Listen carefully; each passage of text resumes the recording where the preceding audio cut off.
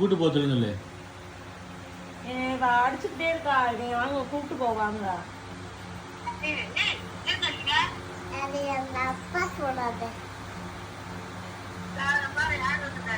அடிக்கிறாடா, கூப்பிடுவாங்க. உனக்கு கொம்படா இருக்குங்களே, உனக்கு கொம்பு இருக்காடா அப்படிங்களே.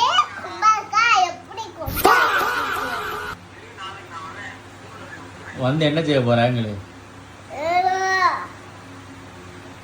அவனை பார்த்து பேசு, என் நம்பி பார்த்து. உன் நம்பிக்கை என்ன பயமாங்களே?